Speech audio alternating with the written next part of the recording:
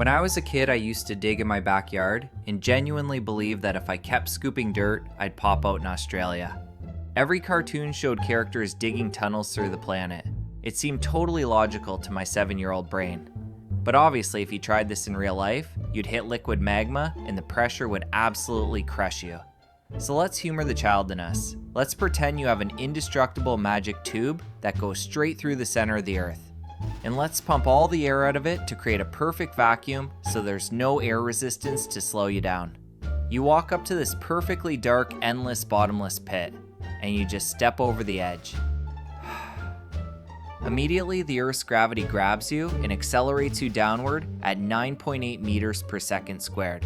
For the first few minutes, it feels like standard skydiving in total darkness, picking up speed every single second. But as you get deeper, something incredibly weird happens to the gravity pulling on you. On the surface, all of Earth's mass is below you, pulling you toward the center. Everything below you has mass, and mass has gravity.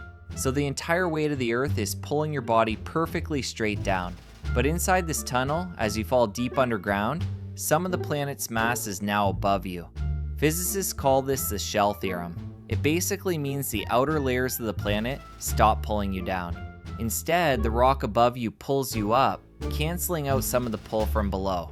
Which means as you hurtle past the crust and into the mantle, gravity actually gets weaker and weaker. It's almost like the Earth is slowly letting go of you. But you are not slowing down. Because even though gravity is weaker, it is still pulling you forward. You're just accelerating at a slower rate.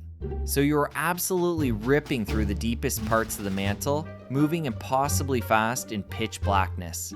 The walls of the tunnel would be glowing white hot from the magma outside our magic tube, but inside, it's dead silent. And about 21 minutes after you jumped, you reach the exact center of the Earth, the core. At this exact spot, the pull from all directions cancels out completely.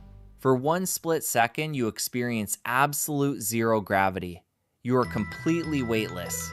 But you don't get stuck there. You've been accelerating non-stop for over 6,000 kilometers. You are traveling at roughly 8 kilometers per second. That's 29,000 kilometers per hour. To put that in perspective, you could fly from New York to Los Angeles in under 10 minutes. So you shoot right past the core, flying upward into the other half of the tunnel. And now the whole process flips in reverse. You are flying feet first away from the center. So gravity starts pulling you backward, trying to reel you back in, slowing your incredible speed down every single second as you blast through the outer core and the mantle. This is a perfect symmetrical journey. Your massive kinetic energy is beautifully used up fighting gravity on the way out. So as you approach the surface on the other side of the planet, your speed drops to exactly zero. You pop out of the hole perfectly, gently hovering in the air for just a fraction of a second. And if you don't grab the ledge right then, if nobody catches you, you literally fall right back in, doing the exact same trip in reverse. Physicists call this a simple harmonic oscillator. You essentially become a human pendulum, swinging back and forth through the Earth forever. Well, in our magic tube anyway. In real life, there is a massive problem. The Earth is spinning. As you fall down the hole, your lateral momentum from the surface would carry you sideways. You would slam into the wall of the tunnel a few kilometers down incredibly fast, basically grated like cheese against the solid rock. To survive, you'd have to drill precisely from pole to pole. But honestly, the most mind-blowing thing about this thought experiment isn't the impossible physics, it's the timing.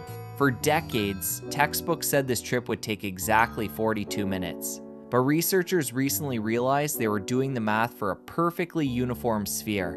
And the Earth isn't uniform. The iron core is much denser than the rocky crust.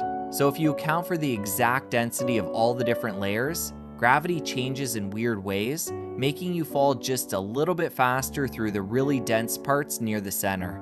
When you crunch the highly accurate numbers, a trip through the center of the Earth takes exactly 38 minutes and 11 seconds. 38 minutes to fall through an entire planet. That is unimaginably fast. Humanity has never built a vehicle that can carry a person anywhere near that kind of speed. You could cross the entire globe in the time it takes to order a pizza. And the only thing stopping you from taking that terrifying ride is the dirt beneath your feet.